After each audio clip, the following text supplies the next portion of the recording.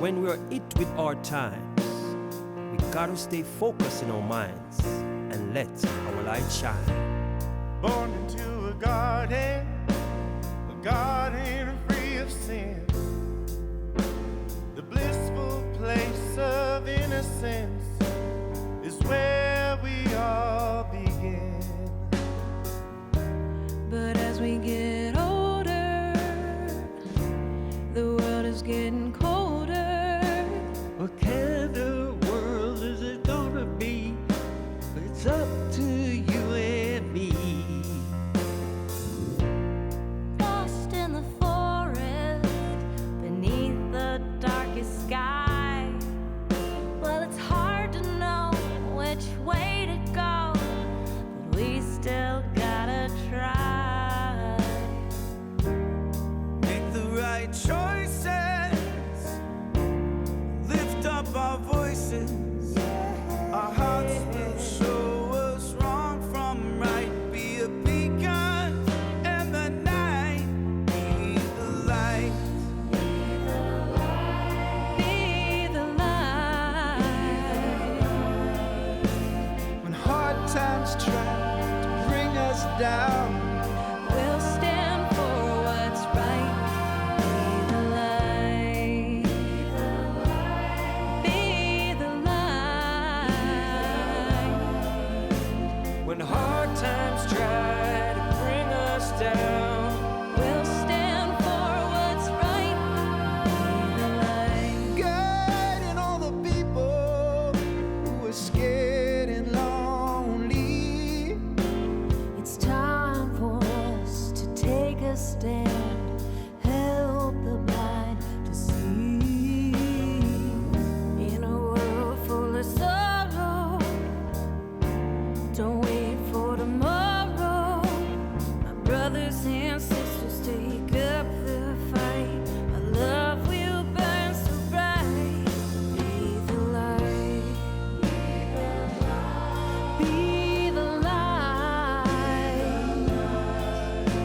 When hard times try to bring us down, we'll stand for what's right. Be the light. Be the light. when hard times try to bring us down, We'll stand for what's right. Be the light.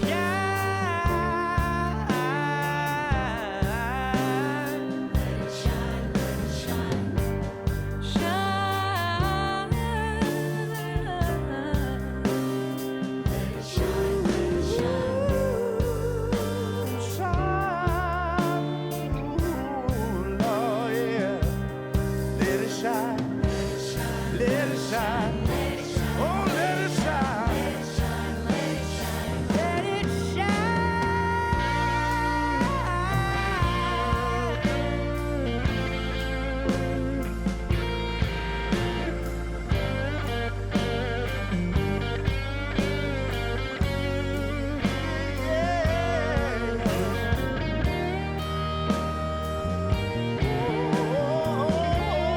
oh Lord.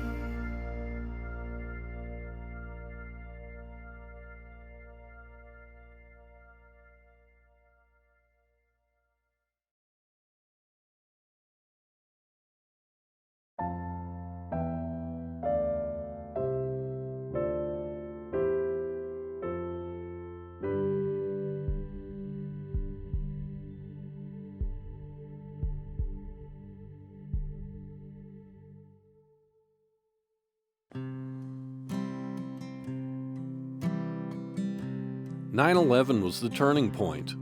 The Great Recession that began in 2007 was the straw that broke the camel's back. Fear ate away at the ties that bind us together as a nation. The United States became divided. We stopped trusting our neighbors and lost faith in our government. Liberals and conservatives stopped working together to solve pressing issues like healthcare and immigration. We chose our news sources based on our political beliefs. Congress stopped addressing any serious issues in a bipartisan fashion, and the judicial branch became even more politicized. Even family holiday gatherings became contentious. We blamed others for our problems and refused to look in the mirror for solutions. Hi, my name's Jon Guggenheim. My friends call me Googie, probably because it's easier. In June of 2017, I went on a big road trip. I traveled from my hometown of Cleveland, Ohio, all the way to Idaho. The reason I went there was to meet this guy, Ray Anderson. Ray is a conservative, I'm a liberal. In today's America, Ray and I aren't supposed to agree about anything. We're not supposed to make compromises. We're not even really supposed to like each other. This is the story of why I had to go meet Ray and how he and I found common ground. Since you're joining me on this road trip, I need to tell you why we're heading out. My motivation is the fear that our country's polarization could cause two national monuments in Utah, the Grand Staircase Escalante National Monument and Bears Ears National Monument, to lose the protections given to them through their national monument status. I first visited Utah's Canyon Country about 30 years ago. I've returned time and time again to backpack, canoe, and explore the area. Unfortunately, I had only driven through the two national monuments. Exploring both was on my bucket list. Why would anybody want to mess with such places? The more I learned about the efforts to remove protections from the two national monuments, the less those efforts made sense to me. My life has been so enriched by traveling to our public lands. Of course I want to see them protected. I decided to join the fight to protect these lands, and the way I was going to do it was by making this documentary. I would travel around the country to meet and interview people about the current battle over our public lands. The only thing standing in my way was that I'd never made a documentary before. It didn't really matter. I'm an angry man with an iPhone.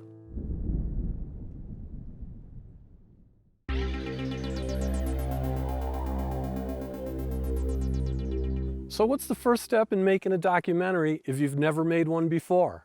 Well, in my case, you go interview a United States congressman. I first found out about Congressman Raul Grijalva of Arizona while researching the public lands battle. I was surprised that by using contact information from the internet, I was able to set up the interview. I know that Ray Anderson and my conservative friends usually aren't fans of Democratic representatives, but you gotta give it up to Congressman Grijalva for taking the time to meet with an unexperienced filmmaker who can't even vote for him. I wanted to pass this positive experience to the younger generation, so I brought my friend and awesome musician Ray Flanagan along with me. On April 4th of 2017, we headed east to our nation's capital, and right off the bat, Congressman Grijalva described our federal public lands. The public lands are the best shared responsibility and asset that represents our democracy than any other government entity, service, program. The federal government has jurisdiction over vast amounts of acreage all across this country, whether they're national parks, monuments, wildlife refuge, wilderness areas, all have been built up over the course of the history of this nation for one simple reason, and that's to create a legacy. I explain to people, this is, you own this little piece of the Grand Canyon. You don't know that, but you do. As a democratic symbol, for lack of a better word, we're unique in the world. I had never thought of our public lands from that perspective. As American citizens, we're all co-owners of our public lands. Not just the park lands, but lands that are leased for mining, energy extraction, timber, and grazing. According to the United States Geological Survey, the federal agencies responsible for managing America's natural resources must meet both the public desire to protect them and the public expectation of economic growth based on them. We all share in the monies generated by these lands, and we all have a say in how they're being used. That sounds like a great deal to me, but not everyone is in favor of federal public lands. There's a movement. It used to be on the fringes of movements, which was to give back the public lands to the states or to counties. And that movement exemplified in one extreme by the Bundys. Some of my family's in the real estate business, and every now and then they tell me stories about bad tenants. Imagine a landlord leasing a property to a tenant. The tenant is ruining the property. When it's time to renew the lease, the landlord includes a clause that prohibits certain actions that could damage the property. The tenant doesn't agree to the new terms, doesn't leave the property, continues the destructive behavior, and stops paying rent. So the landlord sends the cops over to evict the deadbeats. Instead of leaving the property, the tenant calls all his friends and has an armed standoff with police. Not wanting the situation to turn into a shootout, the police leave the scene, telling the property owners, tough luck. Now put yourselves in the shoes of the property owner. Are you feeling angry? What if I told you this story is based on a true story, and if you are an American citizen, in this story, you are the landlord. This is your tenant, Cliven Bundy. At renewal time, he didn't like the new terms of his grazing lease, so he continued to graze his cattle on our land, but stopped paying his leasing fees, which now total over $1 million. In 2014, the federal government went to collect the cattle. This action led to an armed standoff. Not wanting a repeat of the tragedy in Waco, Texas, the law enforcement officers returned the cattle and left the area. Bundy claims that the land belongs to him and continues to graze his cattle for free on our land. Meet Mr. Bundy. I want to tell you one more thing I know about the Negro. When I go through Las Vegas, North Las Vegas, and I would see these little government houses, and in front of that government house, the door was usually open, and the older people and the kids, and there's always at least a half a dozen people sitting on the porch. They didn't have nothing to do. They didn't have nothing for their kids to do. They didn't have nothing for their young girls to do. And because they were basically on government subsidy, and so now what do? They abort their young children. They put their young men in jail because they never learned how to pick cotton. And I've often wondered, are they better off as slaves? And in another area by members of this Congress that feel that we need to divest ourselves entirely of public lands. Utah is the hotbed for anti-federal lands politicians. Representatives at the local, state, and federal levels were undertaking a coordinated attack against Grand Staircase Escalante and Bears Ears National Monuments. The centerpieces of these attacks were two bills passed by the Utah State Legislature. HCR 11, which urged President Trump to rescind the Bears Ears National Monument designation, passed on February 3rd of 2017. HCR 12, which urged federal legislation to reduce or modify the boundaries of Grand Staircase Escalante National Monument, passed on February 8th of 2017. The two bills blamed a laundry list of woes on the monument designations. Efforts were also being taken by Utah's federal representatives. Led by Senator Orrin Hatch, the Utah delegation started imploring the Trump administration to take unprecedented executive action against the two national monuments. Utah's Life Elevated and Mighty 5 tourism campaigns had given people the impression Utah loved their public lands. The state's actions against the monuments revealed their true colors and had immediate consequences.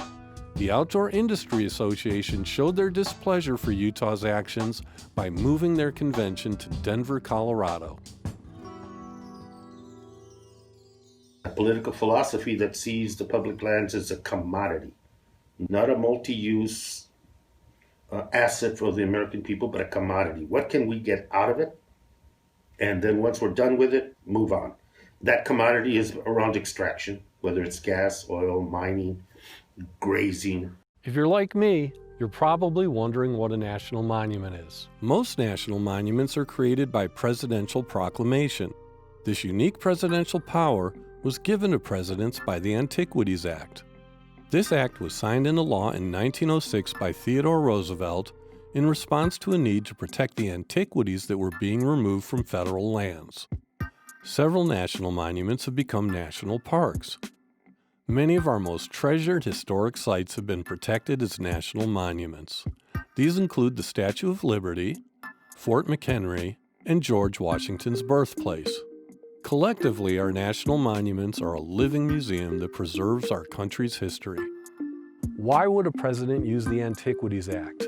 And is it a federal land grab, as the opponents of Grand Staircase Escalante and Bears Ears national monuments like to claim?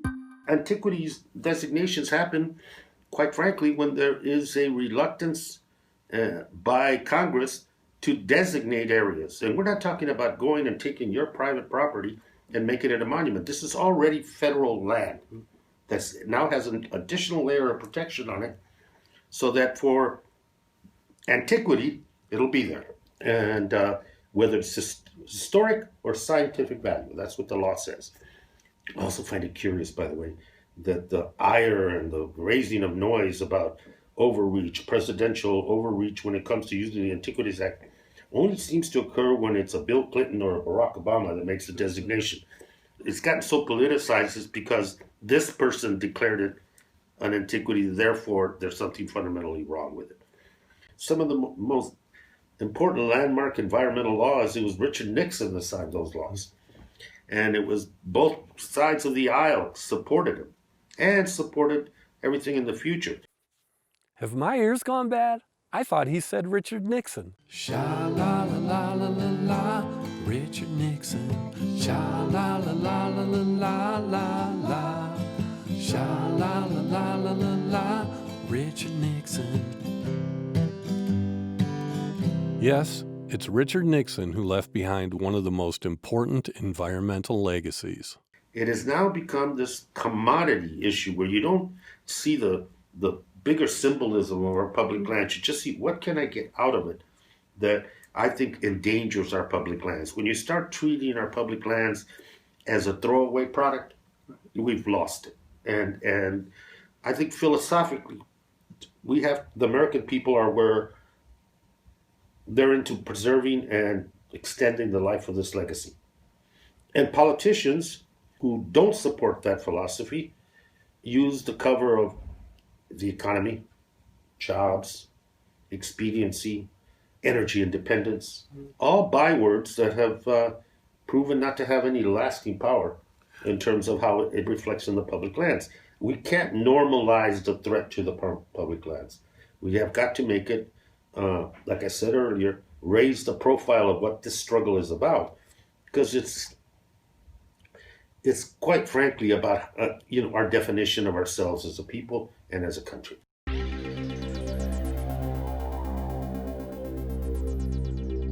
Upon returning to Cleveland, I continued my preparations and studies.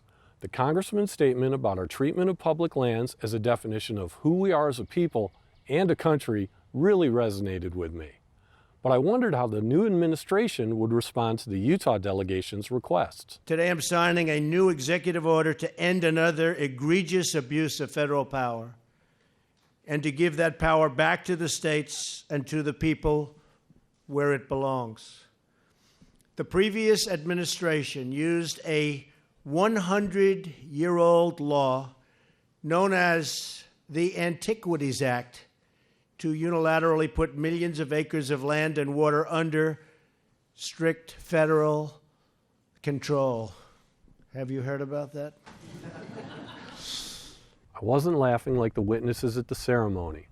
Besides the fact that the president was siding with the opponents of national monuments, I noticed several things about the order that disturbed me. I found it ironic that he wanted to end what he called an egregious abuse of federal power with an executive order. He mocked the age of the Antiquities Act. Our Constitution is the foundation of our country. It has served us well for over 200 years. Obviously, the age of the Antiquities Act has nothing to do with its merits. As I said earlier, the Antiquities Act was signed into law by Theodore Roosevelt. In spite of whatever shortcomings Roosevelt had, he is memorialized on Mount Rushmore, partly for his public lands legacy. If you're on Mount Rushmore, that puts you in the top 4. Maybe making fun of a law enacted by a top 4 president from your own party isn't such a great idea. In December of last year alone, the federal government asserted this power over 1.35 million acres of land in Utah, known as Bears Ears. I've heard a lot about Bears Ears, and I hear it's beautiful. Over the profound objections of the citizens of Utah. The Antiquities Act does not give the federal government unlimited power to lock up millions of acres of land and water, and it's time we ended this abusive practice. I've spoken with many state and local leaders, a number of them here today, who care very much about preserving our land and who are gravely concerned about this massive federal land grab. And it's gotten worse and worse and worse, and now we're going to free it up, which is what should have happened in the first place. This should never have happened. That's why today I'm signing this order and directing Secretary Zinke to end these abuses and return control to the people. The review included a request for public comments. Making this documentary wasn't the only action I could take. I went right to work trying to get the word out about the opportunity to comment. On May 6th in Salt Lake City, a rally was being held in support of Grand Staircase Escalante and Bears Ears National Monuments. Ray Flanagan helped me put together a concert for monuments to show solidarity with the people rallying in Salt Lake City. Our music community friends joined in, and on May 6th we gathered to write comments and raise awareness and money in support of our national monuments. The following day, Secretary Zinke arrived in Utah. He spent 4 days touring Bears Ears and Grand Staircase Escalante for his review.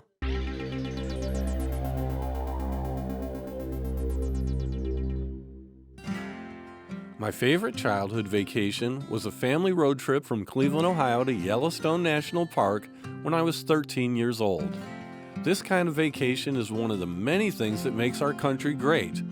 It is an experience shared by many of us, and it is on the to-do list of those of us who have yet to undertake it. On May 23rd, after a ton of preparation, I loaded up my Honda Fit for another road trip to the Great American West. I want you to see how much fun it is and how much of an incredible time you can have on this kind of road trip, this kind of adventure. It's truly an American experience, and I'm going to share it with you. So I'm grinning ear to ear. I'm wide awake even though it's 5 in the morning. I'm running on adrenaline and 3 hours of sleep. And hop in the passenger seat. We're about to have a great time. My first stop was along I-80 in central Iowa to shoot video of the Iowa wind farms. I was interested in the wind farms because of the state's bipartisan support for wind farming and the results of that support. Utah politicians were hoping to gain access to coal deposits in the Grand Staircase Escalante National Monument and uranium in the Bears Ears National Monument. I needed to learn the current realities of energy production in America. In 1983, Iowa became the first state to make efforts to support renewable energy. In response to the 1980s farm crisis, a renewable portfolio standard was adopted by Iowa during Republican Governor Terry Branstad's first term. The goal was to diversify the state's economy, making it less dependent on the ups and downs of farming. Iowa's Republican Senator Chuck Grassley is credited for enacting a federal wind energy production tax credit as part of the Energy Policy Act of 1992. The bill addresses a wide array of policies, such as energy efficiency in buildings and appliances, and federal support for alternative energy. The bill passed with vast support from both parties. It's hard to imagine the cooperation needed to enact this kind of legislation happening in today's political environment. But most important is the impact that this bipartisan cooperation has had on the state of Iowa in job creation, capital investment, energy rates, percentage of wind power, lease payments to farmers and rural landowners, and incentive for economic development. The economic diversification sought by the state also came to fruition. One great example is in manufacturing. The Maytag manufacturing plant that had shut down in 2007 has been reopened by Trinity Structural Towers. The once abandoned plant employs about 250 people who build towers for the turbines.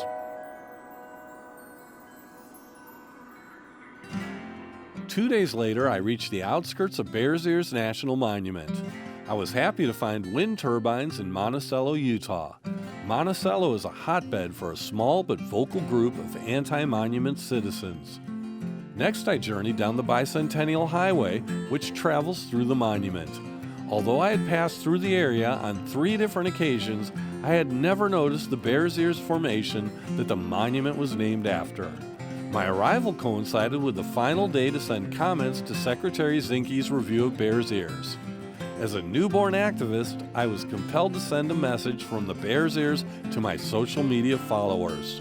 Hey everybody, today's your last chance to get your comments to the Department of the Interior regarding your thoughts on Bears Ears National Monument. Right behind me, the Bears Ears. Let's get this done, let's do the work. The excitement of driving through canyon country got me the rest of the way to my windy campsite atop Boulder Mountain, just outside the Grand Staircase Escalante National Monument. Not long after sunset, one very happy camper curled up in his sleeping bag for the first of many nights spent sleeping on the ground.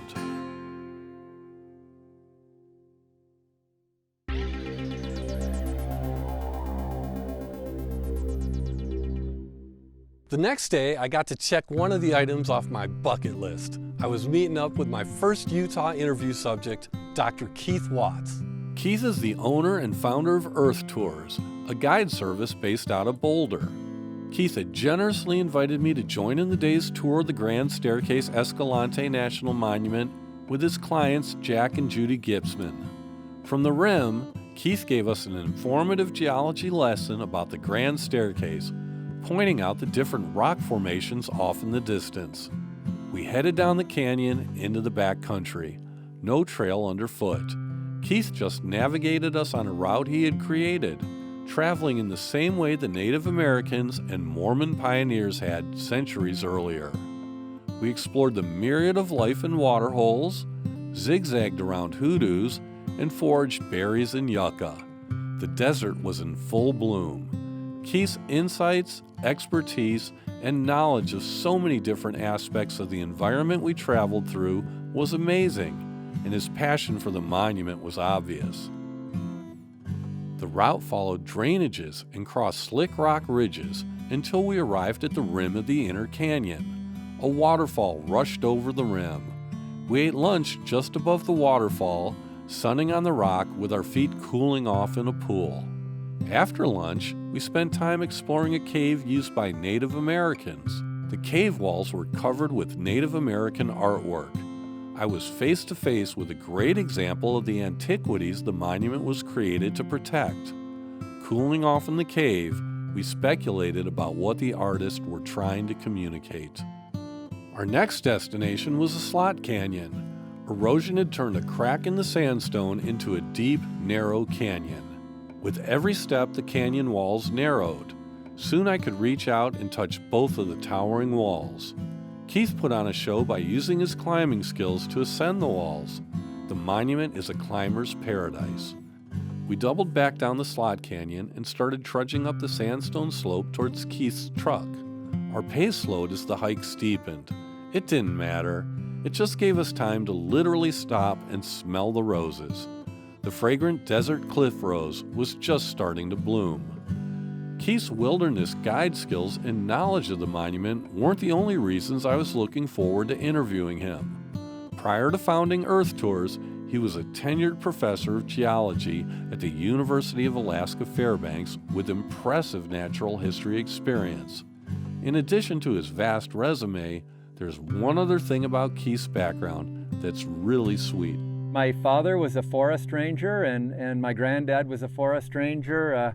He put the hat on Smokey the Bear. He was the chief of the Forest Service under Roosevelt and Truman. The creation of Grand Staircase Escalante National Monument put an end to the efforts to mine the coal located within the monument.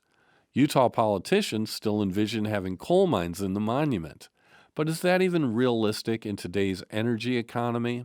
They've had to close down a number of these coal mines because over the last decade, or half decade really, the world has changed because suddenly the United States goes from an importer of oil and gas to an exporter of oil and gas because of fracking. Mining coal in this day and age in the monument on the Kaparowitz Plateau is not economically viable. The wish to have a job in the mining industry that would pay well is only that, a wish. In my lifetime, I don't see any of these industries providing jobs in the area that's encompassed by the Grand Staircase Escalante National Monument. The Antiquities Act states that the areas of national monuments are to be confined to the smallest area compatible with the proper care and management of the objects to be protected. The Grand Staircase Escalante National Monument encompasses almost 2 million acres. You know, you hear the state say, it's too big. That's what makes it special, is it is such a big area. And when you go to the national parks that used to be national monuments, they're getting more and more crowded. You know, sometimes you have to wait in line to go into arches or find a parking place. They're at capacity. And lovely as those parks are, they're full. And so here we've got 2 million acres that gives us room to grow in some of the most gorgeous country in the nation.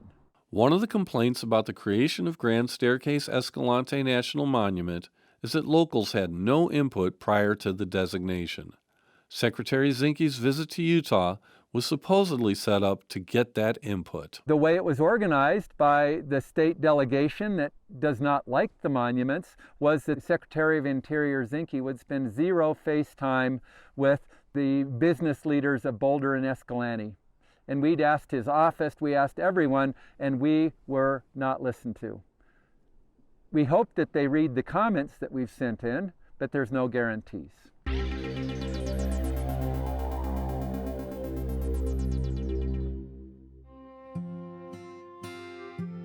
The difficulty of making a documentary in the desert was starting to sink in. Keith helped out with my most pressing issues.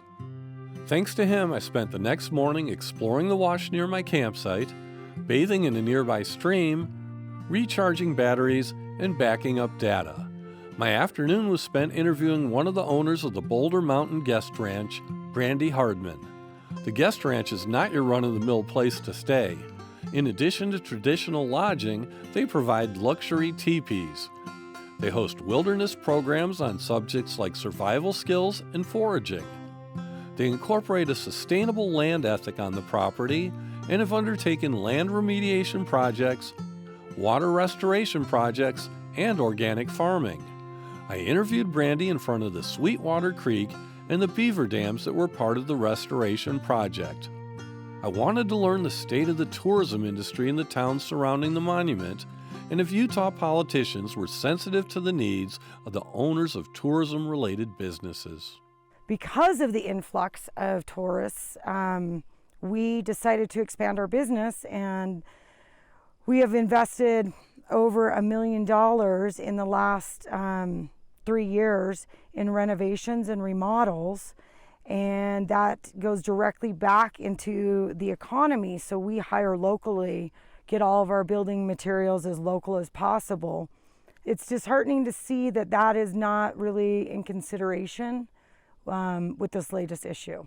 We have called, we have asked for, return phone calls. We have put ourselves out there for just, being able to communicate, but we've all written letters and we've all done all the things that we're supposed to do on that ground level.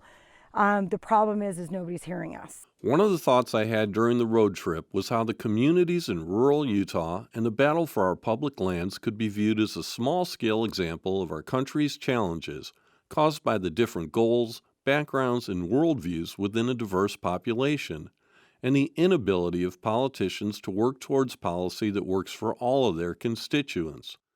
Policy that works for a liberal like me and a conservative like Ray Anderson. Boulder is a unique area, and we've got ranchers, hippies, Buddhists, you name it.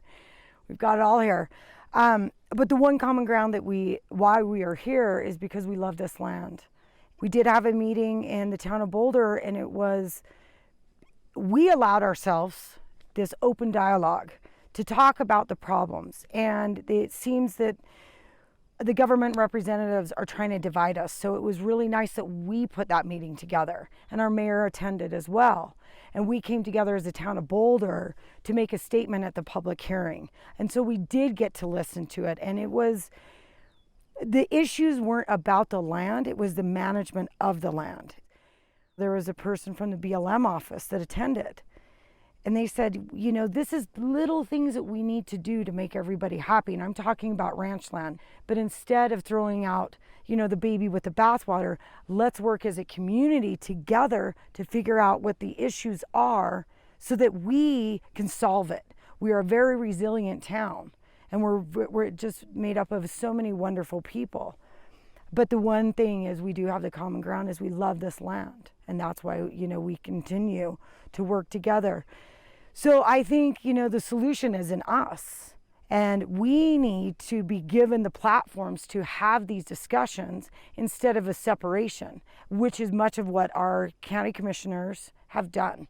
You go into our public hearing where they actually made us stand in different lines and they made us sit on different sides of the room. I'm like, why are they causing this division when we all are working towards this together? The local politicians were not the only ones dividing the community. I was at the rally in Kanab, and that's where Zinke did his press conference. And they made sure we were on the other side of the fence, literally on the other side of the fence. Our county commissioner, Leland Pollock, was actually laughing at us as he drove through.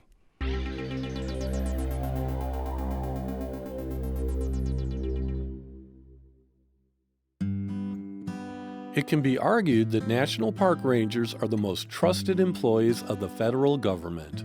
I was fortunate to be able to interview Noel Poe, a 40-year public servant who is an Army veteran, a field and law enforcement ranger for the Park Service, and superintendent of 4 national parks, including Arches National Park in Utah. He studied forestry and natural resources with an emphasis on park management at Colorado State University. He now makes his home in Kanab, Utah, just outside the monument. He continues to work at making the wilderness experience better for his neighbors. At the time of our interview, he served as president of the Grand Staircase Escalante Monument Partners, the nonprofit Friends organization of the monument. Noel's background gives him tremendous insight into the value of our public lands, the many ways they impact our lives when we visit them, and the economic impact they have on the communities that surround them. Tourism is the lasting economic value for the public lands, for our monuments and parks and our wildlife refuges and our national forests and stuff. Because people will keep coming back and back and back to enjoy what they've grown to love. We're getting over 1 million visitors, or right at 1 million visitors a year. They're starting to recognize the uniqueness of it, the beauty of it, the spiritual nature of it, and just the things it can do to your heart and to your soul once you get into it. And that's the value. That's the goose that lays the golden egg. The Grand Staircase Escalante Partners promote science, education, and conservation at the monument. They provide resources to support the monument's programs. It would have been impossible for Secretary Zinke to meet with each individual stakeholder during his review of the monument. But it is hard to imagine a fair review that didn't use the Grand Staircase Escalante partners as a resource. We contacted him various ways: Twitter, emails, phone calls, letters to the Department of Interior, etc., because we thought the review he was going to do would encompass all of the stakeholders in this area. He did meet with the grazing permittees, and that was good. He should meet with them. But he didn't meet with the outfitters and guides. There's 108 outfitters and guides that have a permit to work in the National Monument. They earn a chunk of money. They're paying taxes. They're putting their kids through school. They're using the monument for something that is respectful and appropriate. He also didn't meet with the Chamber of Commerce or with the business folks, the motel owners, the restaurant owners, the gift shops, the people that provide all sorts of services to the visitors coming into the monuments. For whatever reason, he decided they weren't important. The Utah delegation hadn't released any maps or publicly announced what their intentions were for the lands they wanted removed from the monument. In spite of this, Noel had a clear vision of what was at stake in the battle for Grand Staircase Escalante National Monument and our public lands legacy. One of the things that happens when land becomes private ownership is that we build a fence around it. And that eliminates the access to that particular land. The roads that now go through the National Monument, through public land, those roads would have signs up on them. When you come to a fence, it would say, "No trespassing, stay out," because it's private property. The thing that's unique about America, the United States, is that we have public lands that all of us own, and that we have a say in what they're being how they're being managed. And they're ours to enjoy. Not just yours and mine and the 4,000 people in Kanab, but look at the world population. We get a lot of international visitors coming here. I'm from Malta, a little island between Italy and Africa. I'm from Germany. I'm from Chile. We're from Sydney, Australia. From France. So I'm from Finland, she's from Germany. We are from Taiwan. From Germany. We are from Copenhagen in Denmark. From Aberdeen, Scotland. And we're from the Netherlands. I'm from Korea. South of France. La Provence. This is the 5th time, I think, here in this area. I love Utah, and I love Capitol Reef and Escalante, and it's just the most gorgeous nature I've ever seen. In the Netherlands, you only have flat and green, and here you have the mountains and orange rocks and everything, and it's just gorgeous. It's worthwhile to visit. It's wonderful. It's my fourth travel in Utah. Not just for the beauty, but because they can get out and wander anywhere they want to on public lands. They don't need permission. They don't need to talk to the landowner saying, "May I go fish in that stream?" or "May I go into that cave?" or "climb to the top of that cliff up there." It's public land. They have the right to have access to it.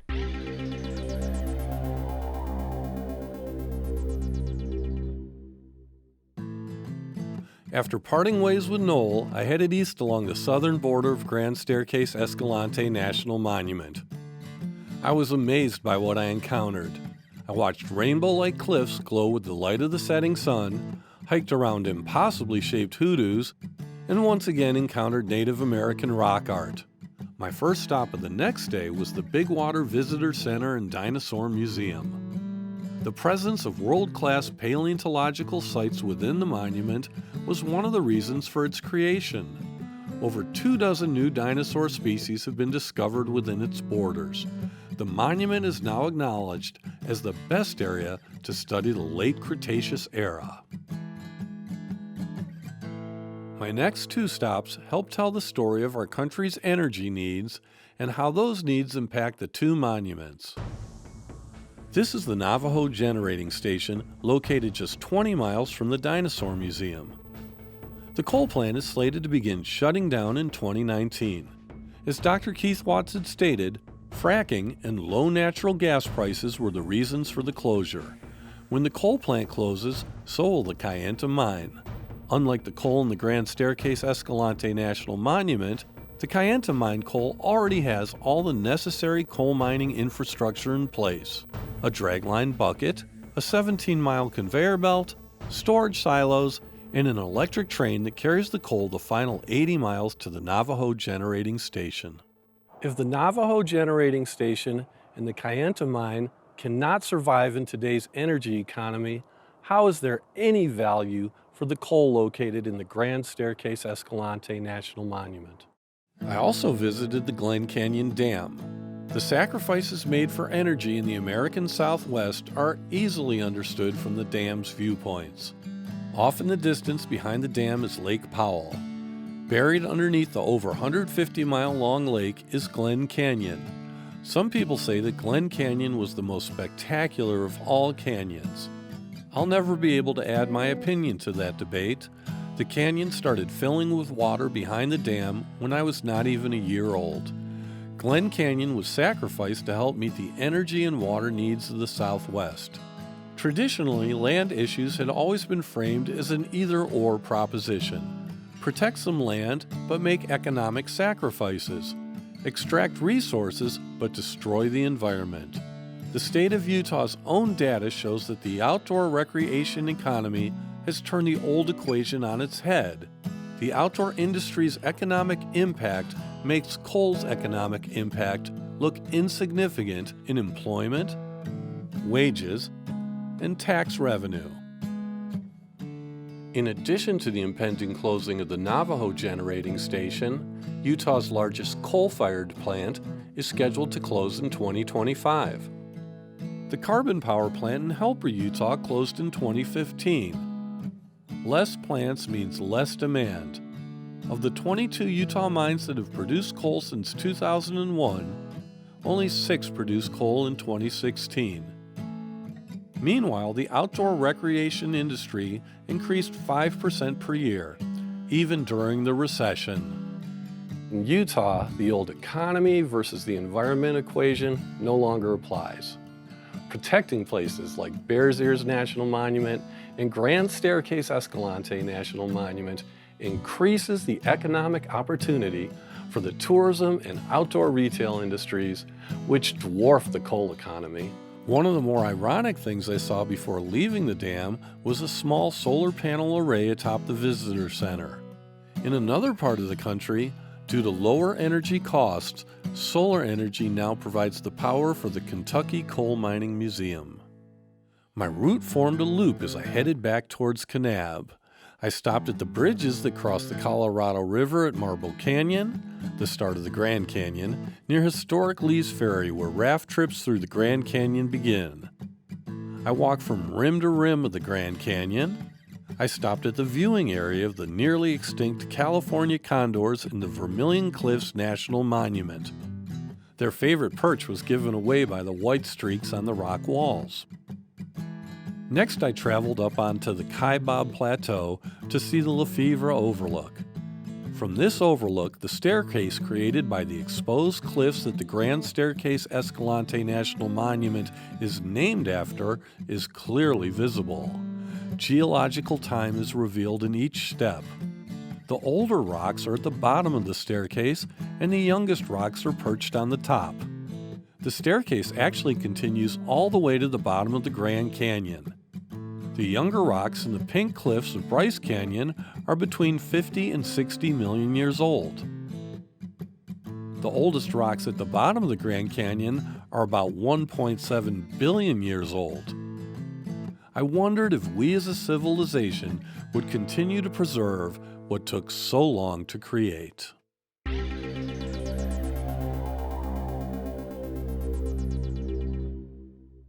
I passed by Pipe Spring National Monument, and I had a few hours to kill.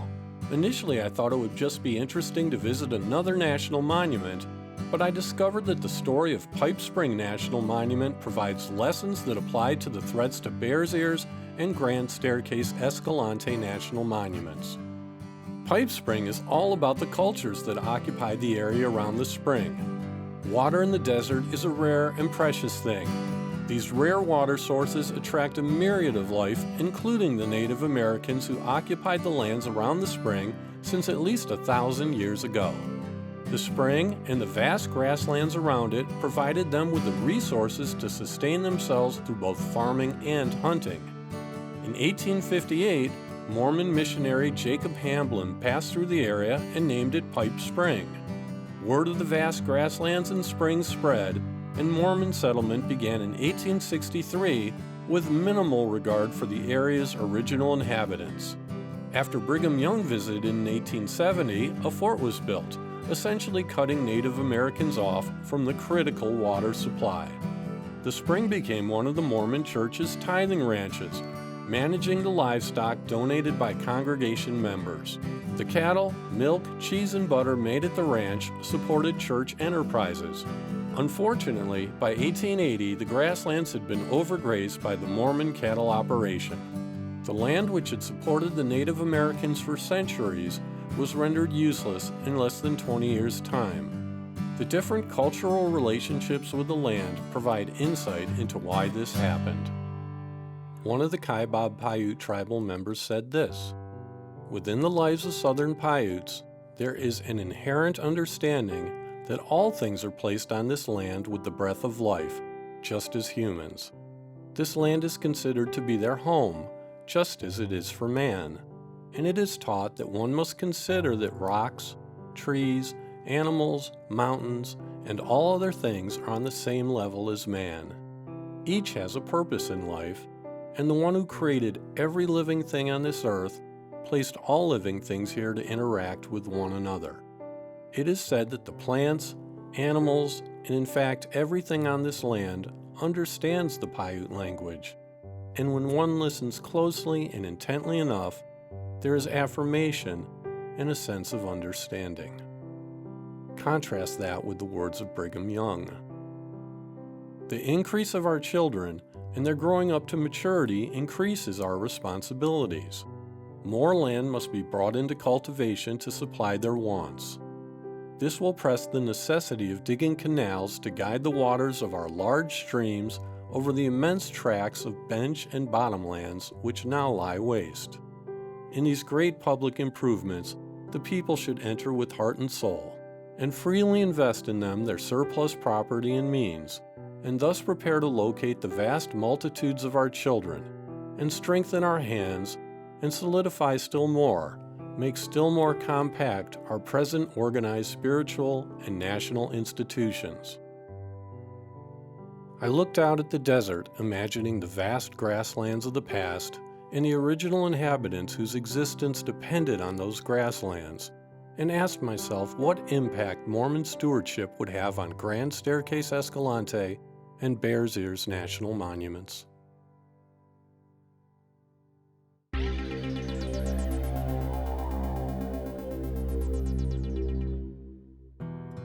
An unexpected outcome of the Concert for Monuments was that a connection had been made with Utah Dene B'Kea, an organization dedicated to the protection and preservation of the Bears Ears area.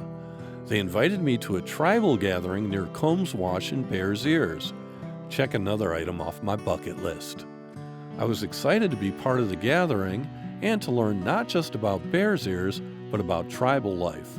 Up till then, my experiences with America's original inhabitants had been minimal. Any apprehension I had as I traveled those last few miles quickly dissipated. I was with people who had different customs, traditions, and backgrounds. These differences, however vast, were nothing in comparison to the things we had in common: the human connection, the shared love of the land, and food cooked over an open fire. One of the many highlights of the gathering was a field trip to an ancestral home. Potsherds and rock art were in the same area. These were the first potsherds I had ever encountered in wilderness. This was only one of the 100,000 sites thought to be located in Bears Ears. During the gathering, I interviewed two people, Kevin Madalena and Mary Benally. Kevin is a member of the Pueblo Jemez in New Mexico. The ancestral Pueblan peoples were the first inhabitants of the Bears Ears region. He's a paleontologist and geologist. His roles in Utah Diné Bikéyah include community outreach and field research. Mary is a Utah Diné Bikéyah board member. Part of her childhood was spent living in Bears Ears. She is one of the few surviving Native Americans who has had this experience. The Utah delegation claims that the use of the Antiquities Act to create Bears Ears National Monument was an example of presidential overreach.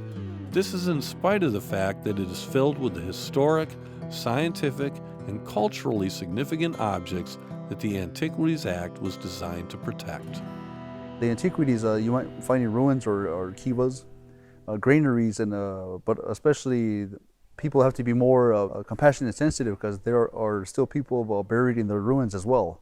The proper decency in contemporary times is to leave people alone in the church cemeteries or Arlington National Cemetery. You don't dig up people and study them because there's going to be an outrage in contemporary America. One winter we lived in Butler Wash, and I used to see artifacts everywhere, ruins still intact.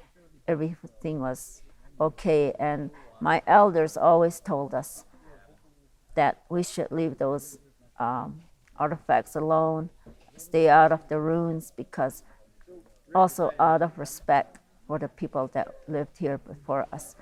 The Native Americans are very sensitive to things that belong to the people before us and also to the grave. I think that is true with all people throughout the world, that you don't mess around with your people's graveyard or cemetery. If they start drilling into the lands and desecrating and mutilating it, it's tantamount for us going to Salt Lake City and start bulldozing over the Mormon temples and the Catholic churches and the Christian churches. Many of the ruins have been pillaged, and also the graves have been desecrated. Things have been taken from the ruins, artifacts that have been left there, and people just took them and put them in their home. I don't know for what purpose. It's imperative that these resources be protected for the generations after us, and my children's children, and for the survival of Native Americans and for our fellow Americans to enjoy these lands. They weren't making stories up about the desecration of archaeological sites. In June of 2009, federal agents raided homes in the Four Corners region, including 8 homes in Blanding. 32 people were arrested for the theft of archaeological and cultural artifacts. Their story will never be told fully. Just like a forensic scientist needs to study an undisturbed crime scene, the full story of an artifact cannot be learned once it is removed from its original location. The raid re-energized the 80-year-long effort to protect the Bears Ears region. In 2012, Utah Diné Bikéyah entered into joint efforts with all levels of government in Utah to seek out an agreement on how best to protect and use the land in the Bears Ears area. Unfortunately, reading through the correspondence between Utah Diné Bikéyah and the Utah representatives indicates that the Utah representatives were not sincere in their efforts. Remember when Congressman Grijalva said presidents use the Antiquities Act when Congress fails to act? Utah's Congressman Rob Bishop had failed to act. The end result was the creation of Bears Ears National Monument by President Obama's usage of the Antiquities Act. I was hoping that the supporters of Bears Ears National Monument were granted better access to Secretary Zinke than the supporters of Grand Staircase Escalante National Monument. I noticed right away most of his time was spent with actually the opponents of the Bears Ears National Monument conservation. I get the impression that it was more of a flyover, kind of like the minimum effort. A meeting with tribal leaders. I think a grand total of time maybe it could have been an hour. The effort was really not made. Trying to reach out to the tribes for their input on what's at stake at the Bears Ears National Monument. I wish Secretary Zinke with Utah and Arizona and New Mexico make more of an effort to have a better relationship to get the tribes' input in tribal matters from government to government. It really saddens me to a point where even at this, this contemporary and present age, the Native Americans and the indigenous people in both Americas, they still have to fight for the ancestral lands and for equality. And this is, what President Trump is doing, and Secretary Zinke's indifference and dismissiveness. It's still a direct assault on indigenous people. It shouldn't have to be this way. Secretary Zinke didn't just meet with tribal leaders for the minimal amount of time. He was downright confrontational. I want you to remember who Secretary Zinke works for when you watch this next video. When are you going to meet with the tribal leaders? It's kind of unfair that you've only met with them for 1 hour, sir. Is there a reason why you're not listening to them more?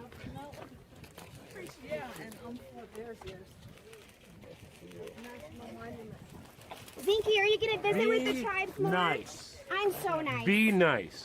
Secretary Zinke not only brushed off the tribal leaders, he made time for San Juan County Commissioner Phil Lyman. Phil just isn't an opponent of Bears Ears National Monument. He has a federal conviction for leading an ATV revolt through sacred and fragile Recapture Canyon. The pre-ride rally was attended by Eamon Bundy, son of Cliven Bundy, and leader of the armed takeover of Malheur National Wildlife Refuge. When I was at the gathering, the sign guiding people to the event's location was vandalized. Community leaders like Phil Lyman had created an environment where monument supporters did not feel welcome in neighboring towns. Today I'm taking children to the museums in Blanding, and I refuse to wear the t-shirt of the Bears Ears National Monument for the safety of the children that I'm going to be with. They don't deserve to be at the receiving end of just pure unmitigated hate and unprovoked hate. Some Navajo or Ute child that's in the 5th grade or in junior high, you're getting obscenities yelled at you, like, what did this child do to you? The proclamation designating Bears Ears National Monument describes the area as one of the most significant cultural landscapes in the United States. I call it America's Jerusalem. Most societies use their ancestral lands, their holy places, and the archaeological evidence of their past to strengthen and preserve their self-identity. This desire to stay connected with one's roots is something many of us have in common with the Native Americans. A self-identity, that's big thing, self-identity. Who are you? Where do you come from? You need to remember who we are. That way you have that power, that strength to say, hey, yeah, I'm Native American, I'm of the Ute tribe, I'm of the Hopi tribe, I'm of the Native Navajo tribe. This is who I am, this is my language, this is my culture, this is my tradition. And you can use that power in your everyday life. The structure that you see behind me was built by Kevin's ancestors. The term federal land grab becomes even more ridiculous in the context of Bears Ears National Monument. The funny irony is that on a personal level, sometimes I have like this dark humor. It's a federal land grab, it's already happened. The French already did it back at the French Indian War. The Spanish tried to do it in the American Southwest, and the Americans did it with their westward expansion. So I think the local people, or even the militias that are complaining about the federal land grab, historically the irony is lost on them. That's an exquisite irony right there. Many of the uranium mines that supplied the material for our nuclear arsenal and the fuel for our nuclear plants are located within the Navajo Reservation, not far from Bears Ears National Monument. The uranium legacy on the reservation is nothing short of tragic. An epidemic of cancer, poisoned water supplies, tainted food supplies, and abandoned mines was left in the wake of the uranium boom. The original plan proposed by the Tribal Coalition called for 1.9 million acres to be protected as a national monument. The designation of Bears Ears National Monument in 2016 was only 1.3 million acres. The unprotected land was a concession to Energy Fuels Resources, which owns the only fully licensed conventional uranium mill, the White Mesa Mill, near the eastern border of Bears Ears National Monument. They also own the Danaros Mine, which has been inactive due to low uranium prices since 2013 near the western border of the monument. President Obama left the 600,000 acres outside of the monument to make sure that the creation of Bears Ears National Monument did not negatively impact Energy Fuels Resources operations in the area. Utah's HCR 11 states that rescinding the monument's designation would allow for productive uses, including energy and natural resource development. But is the potential boom associated with energy extraction the best use for Bears Ears National Monument? I never understood this logic where people don't read on their history, you know. These boom towns like Tombstone and like Madrid, New Mexico and all that, it's only for a short gain, and those towns become extinct. Most Americans love public lands, and my hope is that this common ground can be a starting point to heal the divisiveness that exists in our country right now. This ability to heal has special meaning to the 5 tribes who united to help create Bears Ears National Monument. Historically, well, not many of us got along that well, but you know, unfortunately, I think this may be the only time we'll come together again, you know, as a unified whole. Just in the fact that natives are being challenged in ownership of their own holy lands and ancestral lands, and the rallying cry is always, you know, to help one another. And this may be the only time that we'll come together peacefully, setting our historical differences aside. Bears Ears, it has been like a place to heal. And when the Utah Navajo started talking about how we should be part of the management of the land here in the Bears Ears area. And when we all got through talking why we want the Bears Ears landscape to be protected, we came to the conclusion it was for healing. Historical trauma healing,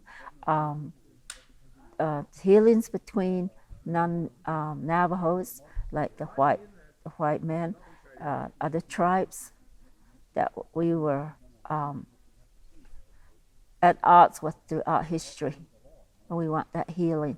And when the 5-tribe coalition was formed, that's the same thing they came to, was healing. This is for healing, because the Navajos and the Hopis were at odds for a long time over land. So were the Utes and the Navajos, but they were sitting at the table talking about protecting this piece of landscape here in southeastern Utah. And everybody was concerned because most of us have strong ancestral roots in the area, and our ancestors left those footprints. Heading out of Bears Ears National Monument, I had time to think about my project. Prior to attending the gathering, my public land history studies had focused on the Antiquities Act, Theodore Roosevelt, and America's 150-year-old public lands legacy. My perspective had changed. From Acadia to Zion, there's a human history that spans thousands of years. The importance of learning about and respecting this history is essential to understanding the full story of the public lands, the full story of America. Bears Ears National Monument has the potential to preserve, teach, and elevate this story. With this acknowledgement and understanding, the monument's mission of healing could be fulfilled.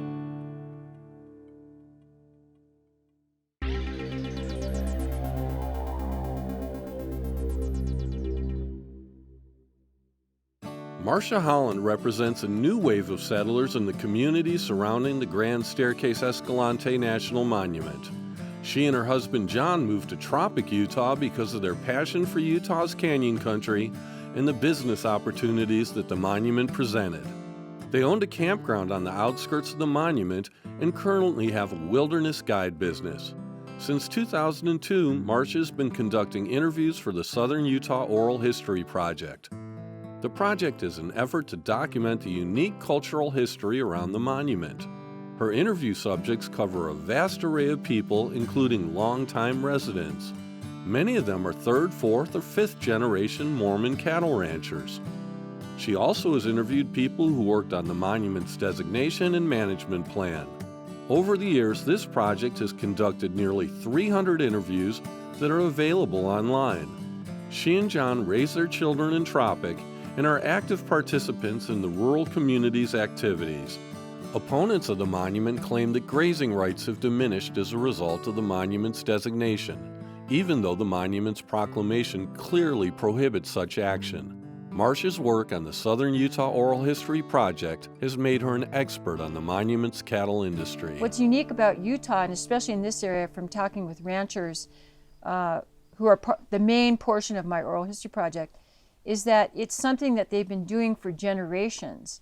So their tie to the land comes from a religious side. They were called to this land by their church to establish towns. They were called here to have a ranching operation. At first, there was no charge for it. Then we have the Taylor Grazing Act, because the land was overused and overgrazed by the early 1900s. They had to divvy it up, and people had, certain permits they could use and only a certain number of head. Now, over time, now we're into the fifth and sixth generation, this model doesn't really work anymore.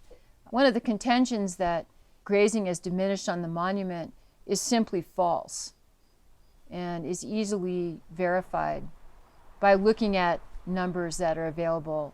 It's true to say that the state of Utah was not consulted during the creation of Grand Staircase Escalante National Monument.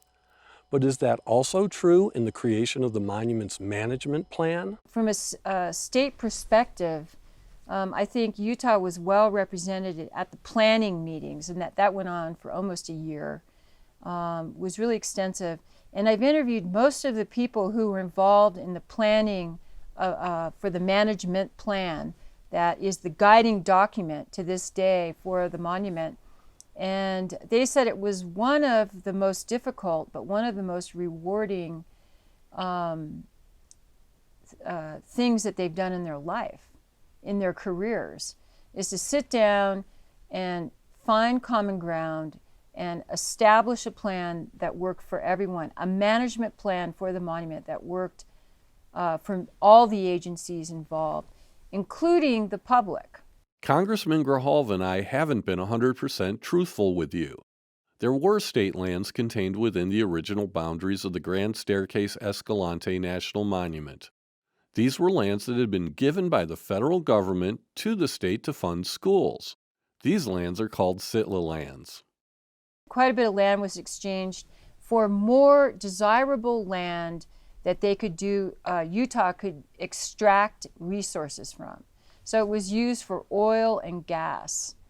I'm not certain about coal. And then some of the land was exchanged for like a rec center down in Kanab, the public pool, in a couple other little cities.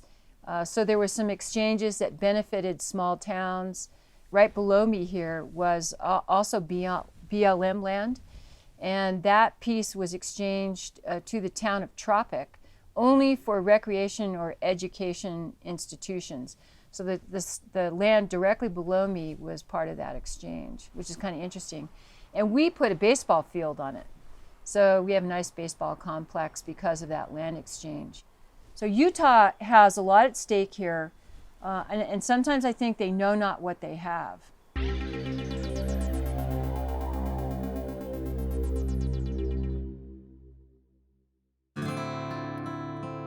I met up with Mark Austin at his brand new business, the Entrada Escalante Lodge in the town of Escalante, just outside the monument. My time in Canyon Country had taught me that in addition to the Native Americans, there were two groups of people residing in the towns around the monuments. The locals are descendants of the Mormon pioneers that were sent by the church to settle in the area. The newcomers are the people who moved to the area because of their passion for canyon country, including the monuments. Mark has been living in the area for 47 years. It's hard for me to imagine that someone who has lived in an area for 47 years is considered a newcomer, but that's the way it is down there. Mark has witnessed firsthand the impacts the monument has had on the community. In addition to being a lodge owner, he owns the largest construction company in the counties surrounding the monument. He's a Boulder Escalante Chamber of Commerce board member, a community leader, adventurer, and environmentalist. He didn't bat an eye when I suggested he's a force of nature. The 47 years that Mark has lived in southern Utah and his position within the community have given him a clear understanding of his local neighbors and the politicians that represent them.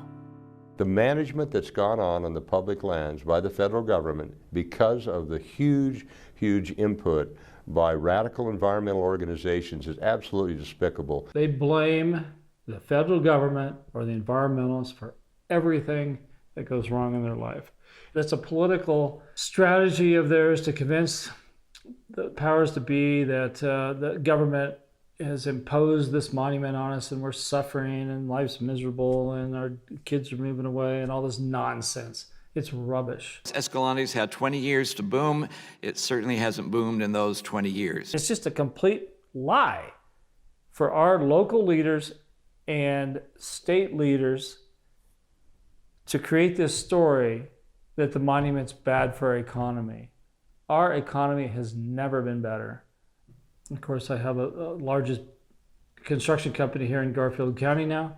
I employ almost 30 people in the construction industry, and we are just booming. And that has been a gradual rise since the designation of the monument. If you want a home built here, sorry, take a ticket. You're going to be waiting several years. And every other building there is the same way.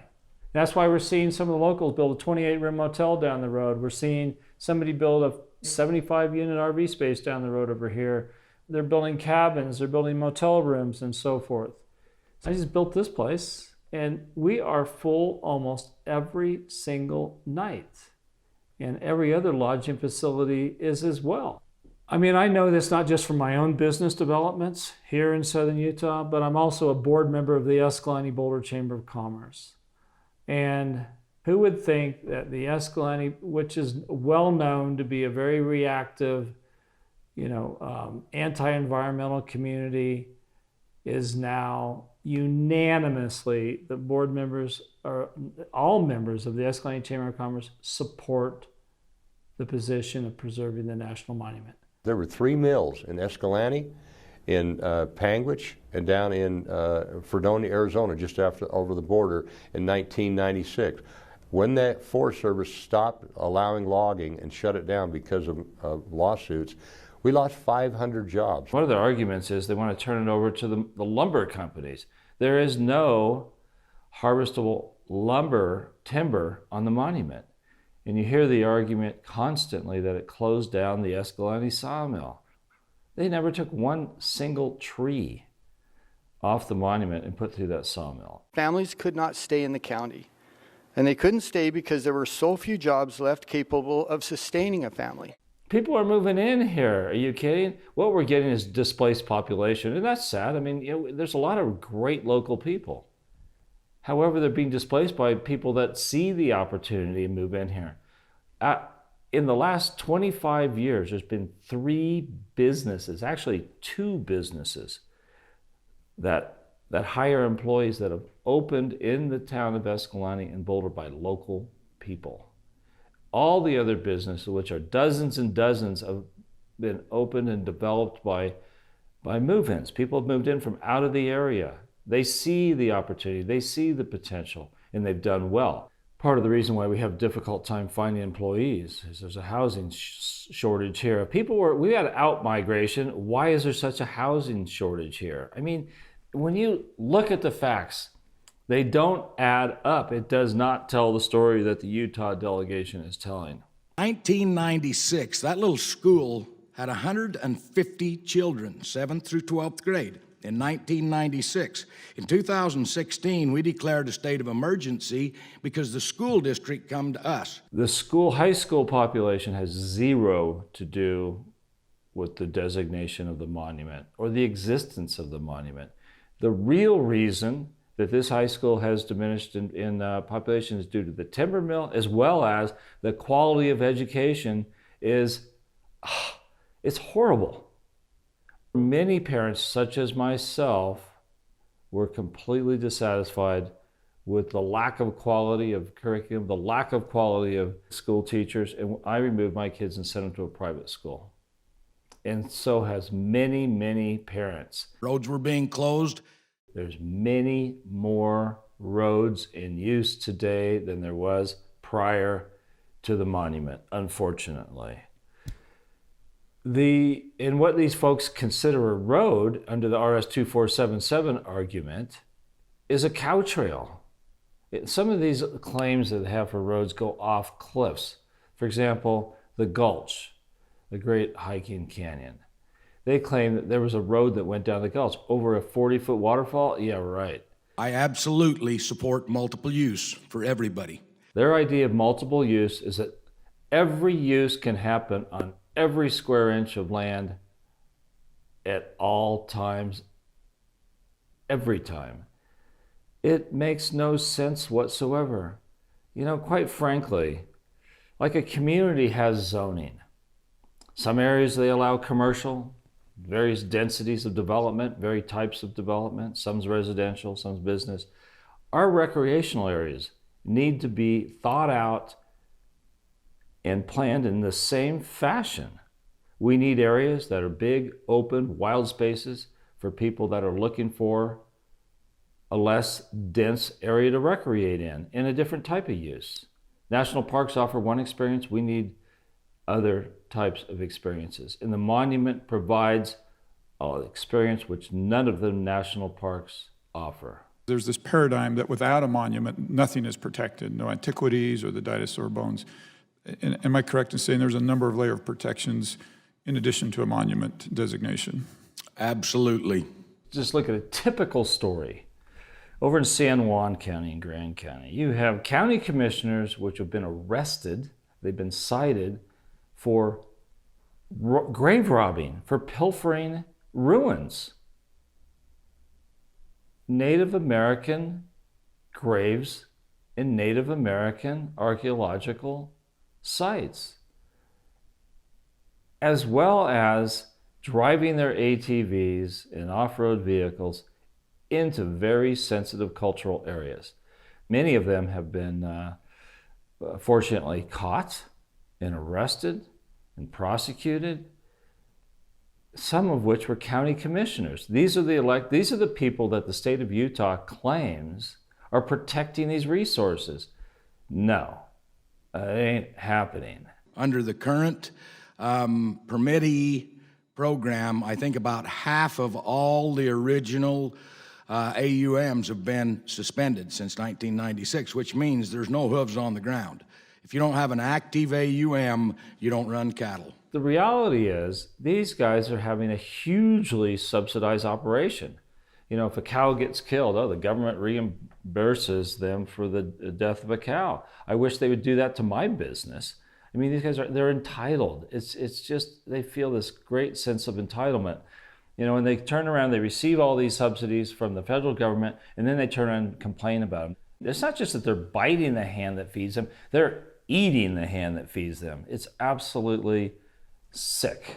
Our cultural heritage, my customs and culture and heritage was being taken away. This is a cultural war, and that's what it's about. This is about a group of people that feel like they want property that was given to them by God. It's that simple. The Utah delegation, which represents themselves, they're not representing the vast majority of Utahns, which are good Mormon people. They're being grossly misled by the political leaders of this state who are really on a jihad. You know, they believe that this landscape was given to them by God and they want it back. The reality is they never owned it.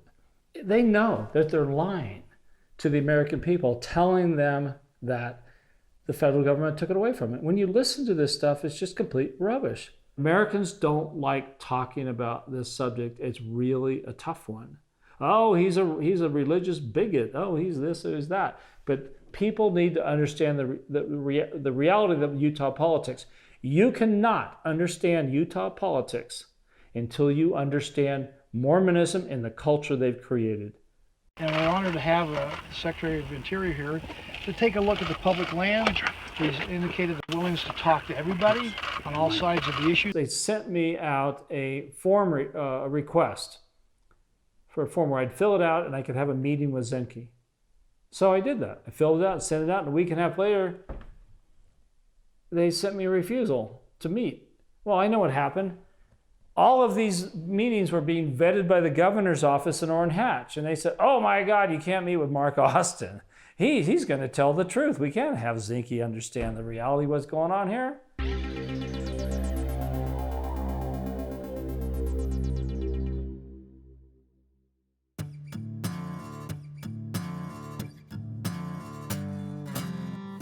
After almost a month in the National Monuments of Utah, it was finally time to head to Idaho for my interview with Ray Anderson.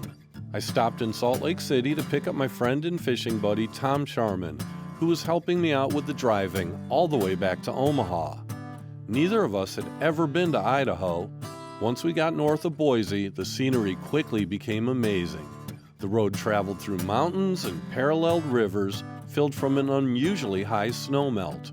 We camped in a state park an hour south of Grangeville and had just enough time to set up camp, catch some rainbow trout, and enjoy a nice dinner before sunset. The next 2 days were spent meeting and interviewing Ray. I had read about Ray in an article in the New York Times about the public lands battle. Ray and many of his neighbors have been fighting to keep the Clearwater National Forest, located just outside his home, out of the hands of private interest.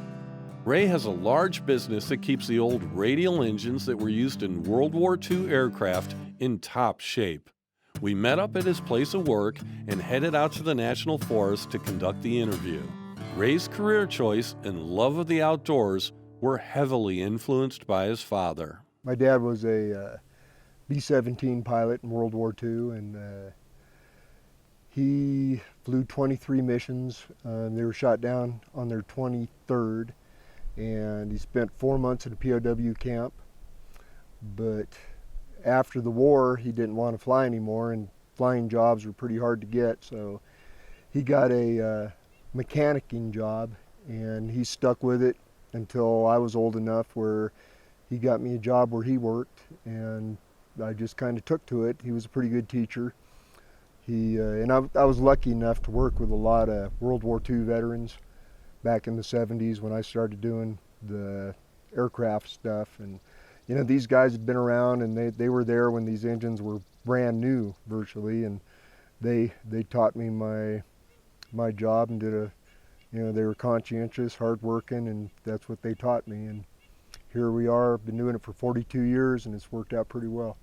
My dad would take us out to the woods, whether it was the Sierras or, we'd be camping in Oregon, fishing. He'd just, whenever he had a chance, I'd go out to the woods. And he kind of instilled that in myself and my two brothers, and you know, we still do it. And that's, ever since I was 2 years old, I guess he's been taking me out on public land, and just have a great time.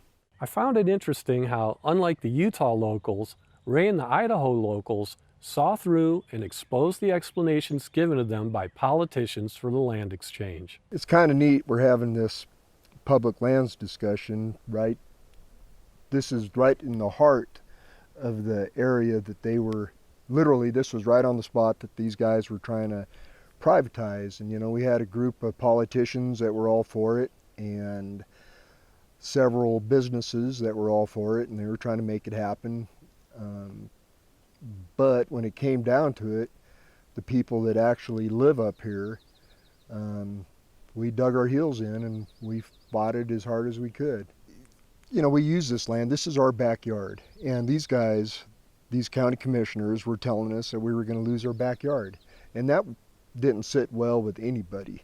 We started digging in and fighting. And, you know, originally we thought it was only the Forest Service that was behind this. And it was hard to figure out all the politics because it's, when you kind of press these guys down on a specific issue and they get caught, before you know it, it spins into something else, you know. But at first it started off, well, we have to log the national forest because nobody's taking any logs off of there and it's all going to burn up. And, you know, we proved them wrong there. They bring up something, we prove them wrong. And here we are, I don't know, 5-7 years later, and they still haven't come up with any real good reason for doing this except making a couple of private companies, real estate development companies, millions upon millions of dollars. You know, they have a $10 million investment and they stand to make well over $100 million. And, you know, those numbers will make some people do some pretty despicable things.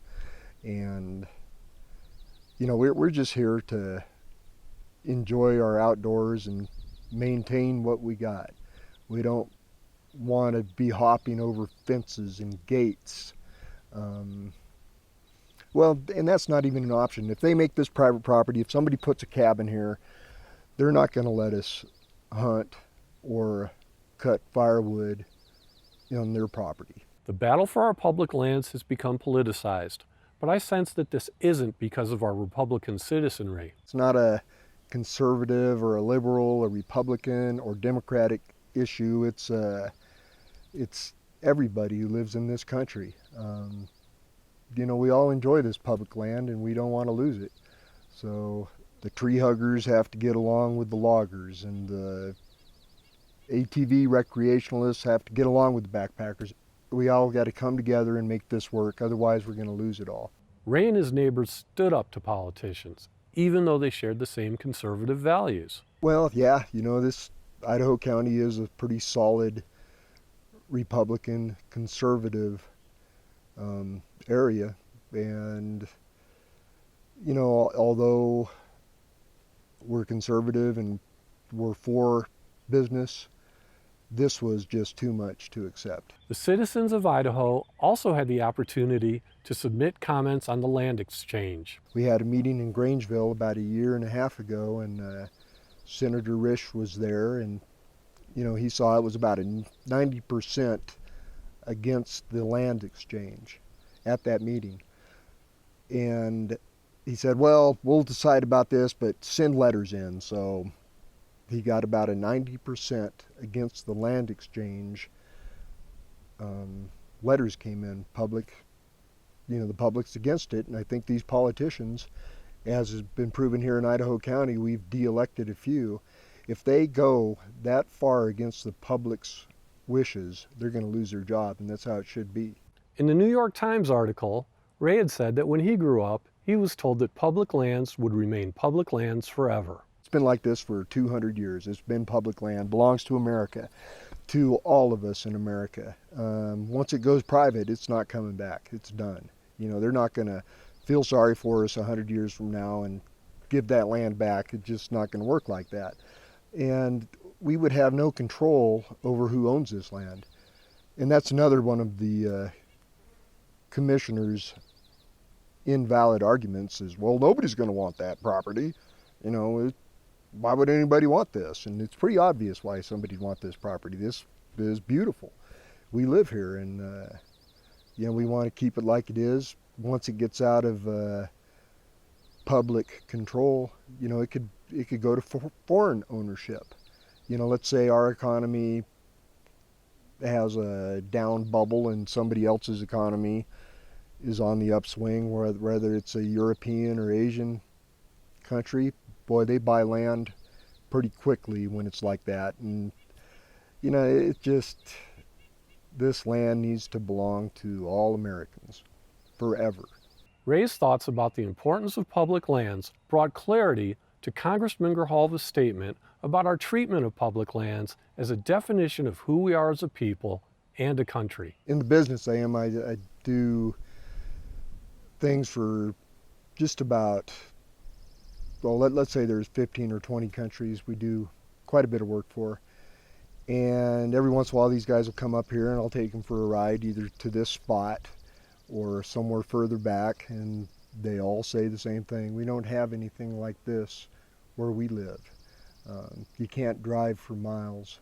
You don't have the freedom. That's why we're Americans. We got the freedom.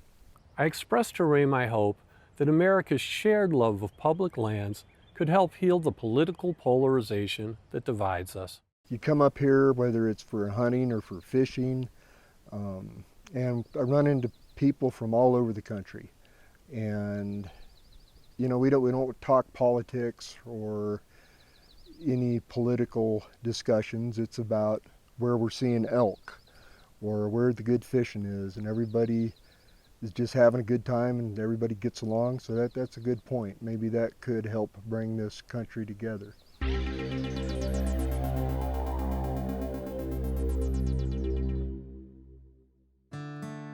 Tom and I headed out from Grangeville towards Yellowstone National Park. We had a couple days before my final interview with Doug Peacock in Montana. We used the time to explore the world's first national park. Doug is a highly decorated Vietnam veteran, but he returned home bearing the scars of war.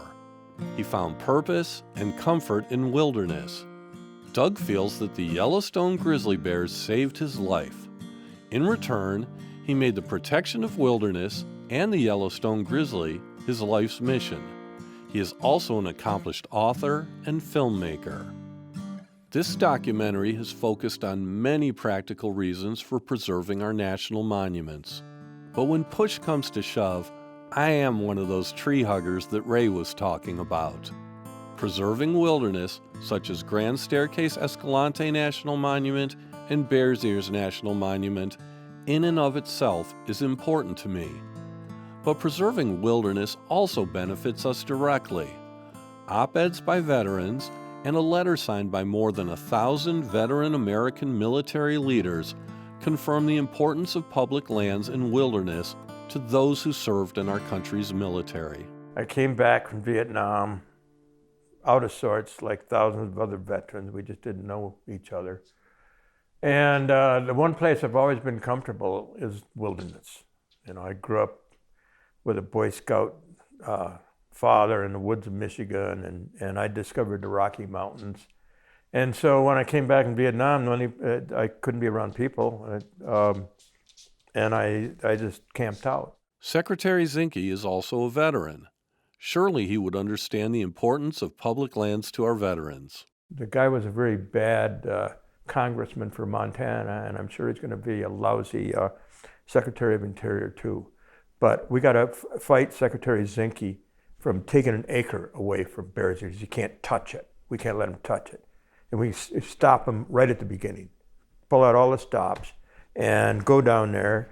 And it's just because it was Obama, and they hate Obama, just like the state of Wyoming, you know, loves to kill big black animals like bears and bison and wolves, you know, and we had a black president. I'm sure that stuff is no accident.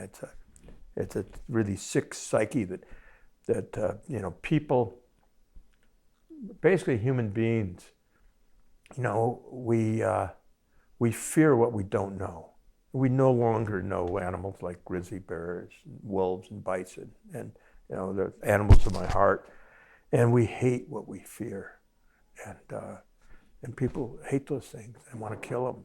So we have all of that to start out with, and it's got to be, you know, it should be fought consciously as, you know, the most important race war of the world, because, you know, our real true brethren are the animals we evolved with. You know, we did not evolve on farms or in cities. We evolved on habitats whose remnants today we call wilderness. The healing power of wilderness isn't limited to veterans. Many of us benefit from its ability to give us perspective and a sense of place in the universe. You get out of sight of a road in Yellowstone and you're in the century before, or maybe several centuries before. And that's where the wilderness is. And it's, you know, immediately, you know, your brain kicks back to the hunting and gathering days, and you see better, you smell better, you know, you scent the wind. And you're there, and you're a second-hand citizen if you got a few grizzly bears around, and all of a sudden, you're not the most important thing, and you're not diddy-bopping down a trail thinking about your girlfriend or your portfolio.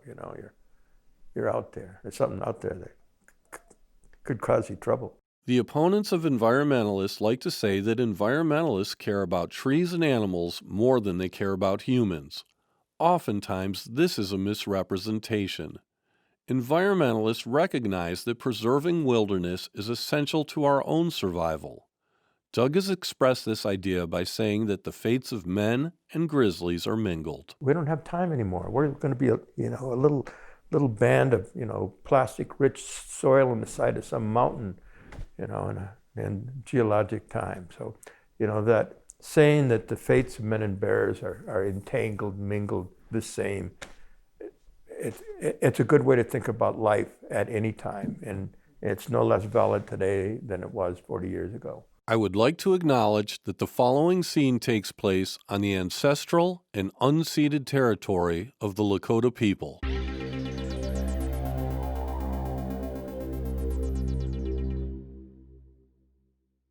I decided to stop at Mount Rushmore as Tom and I made our way back home. I felt a need to visit the massive sculpture of Theodore Roosevelt.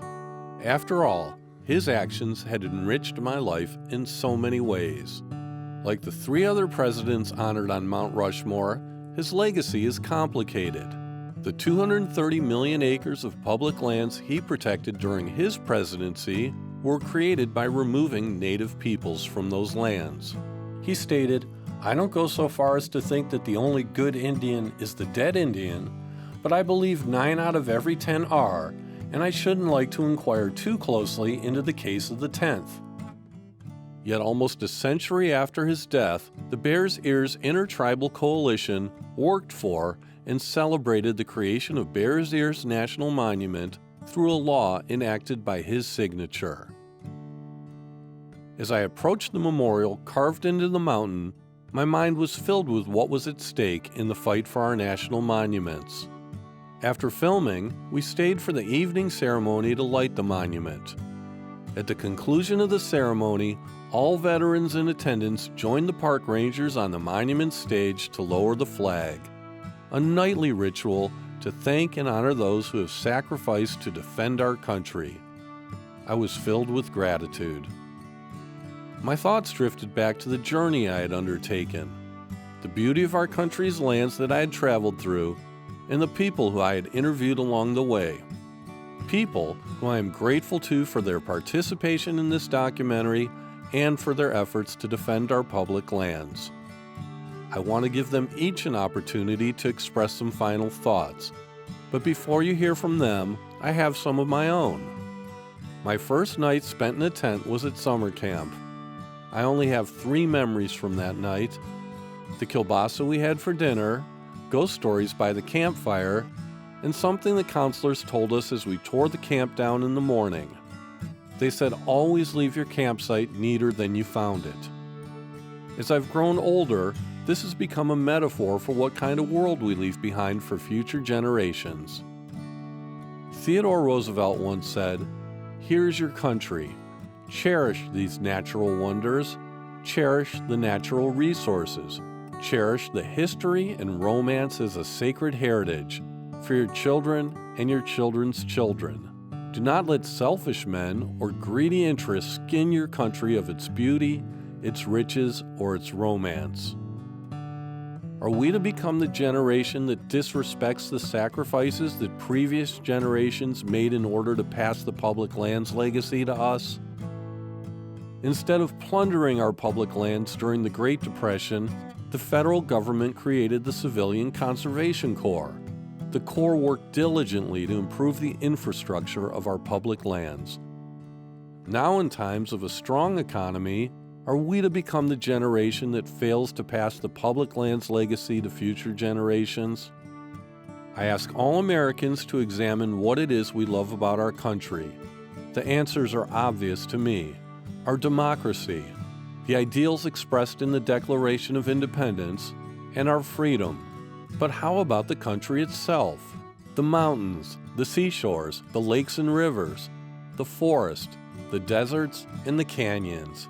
We are blessed to live in a country that has such an amazing array of beautiful lands, and that many of these lands are available to us as public lands. My journey and studies have shown me that this love for our country's public lands is nearly universal. There are no signs on them that say Republicans or Democrats only. It is time for all Americans to recognize this common ground and unite to protect the land we all love. We find ourselves at a crossroads. If we continue down the path of partisanship, our representatives are given license to act in ways that don't serve the public.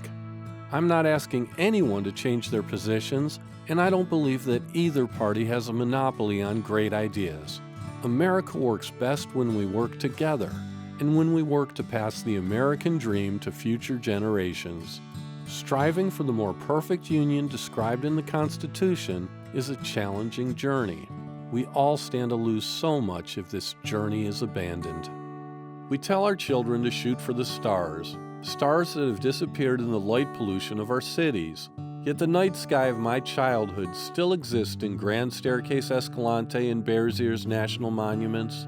The Milky Way, planets, and meteors tell stories and reveal mysteries that have challenged the human race since its beginning. God's creation is revealed in these special places. Are we to deny this vision, mystery, and inspiration to our children? Always leave your campsite neater than you found it.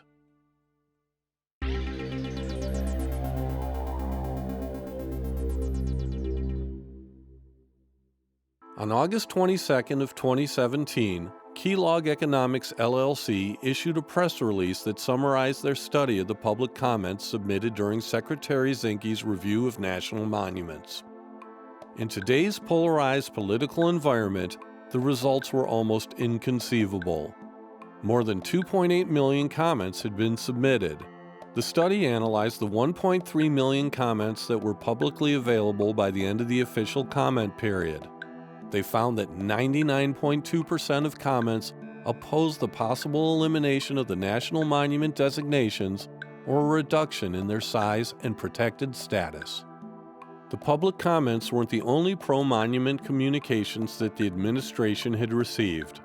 On May 2nd of 2017, the Wilderness Society and 450 diverse organizations sent a letter to President Trump, Secretary Zinke, and Secretary of the Department of Commerce, Wilbur Ross. On behalf of the 450 undersigned organizations and our millions of members across the country, we are writing to express our deep concern with your recent executive orders and our unified opposition to any efforts to remove or decrease protections for any national monuments. On August 15th, the Outdoor Industry Association sent a letter signed by more than 300 outdoor industry executives to Secretary Zinke. The people of the United States, today and tomorrow, share equally in the ownership of our public lands and these monuments. This powerful idea transcends party lines. It sets our country apart from the rest of the world. As business leaders, we simply ask that your final report remain true to the Teddy Roosevelt values we share with you, to maintain the national treasures presidents of both parties have protected, to defend the integrity of the monument-making process, and to assure these majestic places remain accessible for all Americans, sustaining healthy communities and a healthy economy. On November 16th of 2017, almost 600 business leaders sent a letter to Gary D. Cohn, Director of the National Economic Council. Secretary Zinke and Linda McMahon, Administrator of the U.S. Small Business Administration, were CC'd. We, the undersigned 572 businesses, aquariums, and chambers of commerce, urge you to stand up for our national monuments by helping to end the job-killing efforts to roll back our national monuments, or the Antiquities Act, which first made these beneficial protections possible. On December 1st, a letter signed by 146 scientists, researchers, and academic organizations from 19 states was sent to President Trump and Secretary Zinke that described the importance of the Grand Staircase Escalante National Monument to scientific research and discovery. There was one letter sent to the Department of the Interior that supported shrinking Bears Ears National Monument. It came from Energy Fuel Resources, the same company that had been cited as President Obama's rationale for removing almost 600,000 acres from the 1.9 million acre monument the 5 tribes had originally sought. For all the reasons cited, Energy Fuel Resources respectfully requests that the Department of the Interior reduce the size of Bears Ears National Monument. On August 24th of 2017, Secretary Zinke sent a draft report of his monument review to the President. The report recommended alterations to 10 national monuments. The report downplayed the overwhelming public support for national monuments represented in the results of his own department's public comments review. Monument supporters were quick to point out the inaccuracies in the report. In an Orwellian maneuver, the Department of the Interior issued a press release touting the public's approval of the report. The release used a quote taken out of context, misled readers by quoting op-ed pieces as editorials, and touted the praises of 2 organizations supported by the Koch brothers. Rumors swirled of a presidential visit to Salt Lake City scheduled for early December. A 3rd rally in support of national monuments was held in Salt Lake City outside the state capitol on December 2nd. 2 days later, President Trump came to Salt Lake City and gave a speech inside the same building. Therefore, today, on the recommendation of Secretary Zinke and with the wise counsel of Senator Hatch, Senator Lee, and the many others, I will sign 2 presidential proclamations. These actions will modify the national monuments designations of both Bears Ears and Grand Staircase Escalante.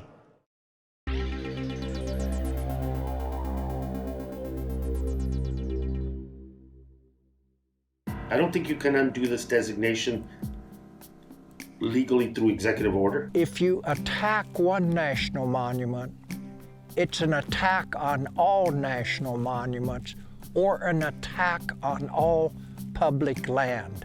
The guys that are trying to do this, they don't have any valid arguments. You know, they have all these thinly veiled ideas, and as soon as it comes out and you can actually look at it, boof, it goes away. And, you know, the truth comes out. There's no replacing this. It'd be nice if the politicians and that are trying to make this happen, if the private companies that are trying to make this happen would just look away from all the greed for a little bit and see what they stand to lose. You know, have some morals about everything. Hopefully, people wake up, because otherwise, this national treasure is going to disappear and there's no getting it back. I want this land left in its natural state because it has so much beauty. It has so much healing power. If you learn to appreciate and see the beauty in this creation, it's got a lot of healing power. You go out into the wilderness and you do something, and after 3 or 4 days, it happens every time to me. You know, I'm very quiet. I travel alone. I don't use trails. I don't run. I go places where you don't see anybody for a week, and something happens to me. Usually, it's about day 3 or 4. You know, and just it's really quiet, and it's magic. This thing is an absolute circus in Washington right now, you know, and I just think it's no longer funny. This is, maybe it's great fuel for people like The Daily Show or Bill Maher or even the Howard Stern Show. It's great ammo for their for their shows, but for the American taxpayers like you and I, and the upcoming generations that are going to be affected by this, there's no humor in what his policies are set forward to. County commissioners continue to want to divide us and physically put us in lines one against the other at public meetings, for and against. But we are friends. We work together. And if anything happens to my neighbor who may oppose the monument for some reason, we will still be neighbors and friends, and we will still work together to help each other. And so it was really nice because we're a small enough town, 200 people, that everybody knows everybody. The Mormon Church invites everybody in town to their monthly potluck. And it's more of a community feeling that we're so small we kind of count on each other. I also think it's a responsibility of everybody that does care about something, you know, to get involved. And it might seem overwhelming and just, oh, you know, well, they've already decided or they've already done this. And that's not the case. And so we've got to remember, you know, we are America. We were based upon, you know, the Constitution that believes in we the people. And so we need to bring it back to that. And so, you know, even though it seems so far away and that we've got a lot of issues going on right now in our country, that, you know, we need to pay attention to the things that we do love. And take the time, if you haven't been to the Grand Staircase, come and visit, you know, and come and see how beautiful it is and help us protect the land.